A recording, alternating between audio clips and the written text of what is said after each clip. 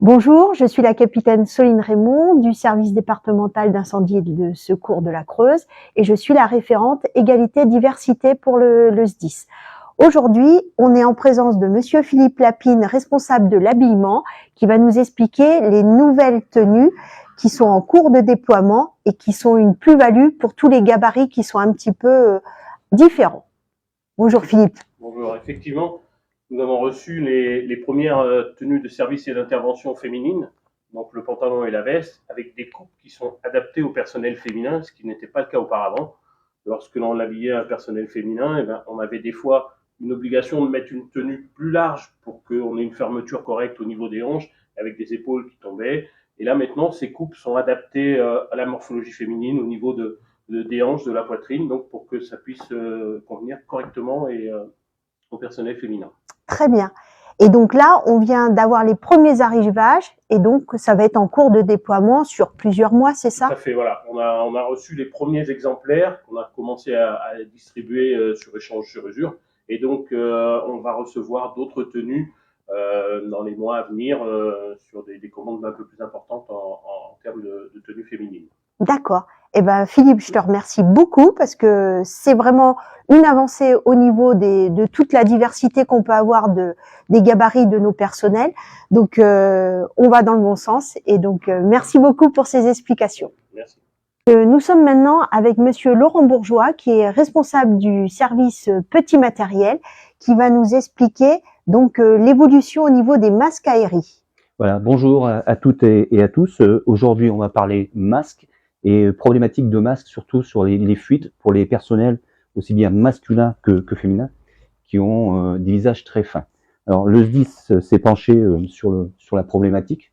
Des retours de terrain ont précisé ce problème et notre fournisseur d'appareils respiratoires nous a proposé ce type de masque qui se décline en 3 tailles. La taille qui sera retenue, ça sera la taille S, qui pourra s'adapter justement à ces visages qui sont très fins. Il nous reste encore à déterminer le nombre de masques que le SDIS devra acquérir. Et pour l'instant, les premiers retours que l'on a du centre de secours de Bussière, parce qu'il a été mis en essai au centre de secours de Bussière, nous satisfait le SDIS et l'ensemble du personnel. Très bien. Donc, on a une vraie différence entre, en fait, la largeur de masque entre le modèle, on va dire, courant et ce modèle-ci, c'est ça? Alors, ce modèle, c'est un modèle basique qui se décline qu'en taille unique. Celui-ci en 3 tailles. Alors, l'ergonomie et le modèle différencient un petit peu. On a peut-être un peu plus de visibilité sur le bas du masque, mais notre recherche, c'est surtout l'étanchéité pour que les personnels qui ne peuvent pas aller au feu puissent y aller dans les prochains mois sur intervention. Très bien. Eh ben, écoute, Laurent, je te remercie. Tout comme pour l'habillement, c'est vraiment des grandes avancées et c'est très bien pour notre diversité de recrutement. Voilà, merci beaucoup. Dernière présentation donc du matériel concernant donc l'évolution et des équipements et des matériels. Là, je vous présente en fait les nouveaux types d'écarteurs que le SDIS 23 a acheté.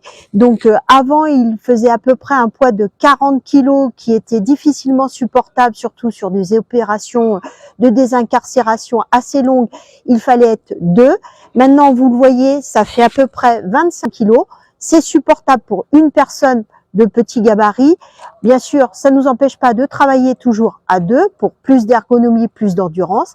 Et ce que je voulais vous dire, en fait, après cette présentation qui a repris et les habillements, le masque aérien et les matériels de secours routier, c'est que en fait, ce qui compte dans la vie, c'est pas la force, c'est surtout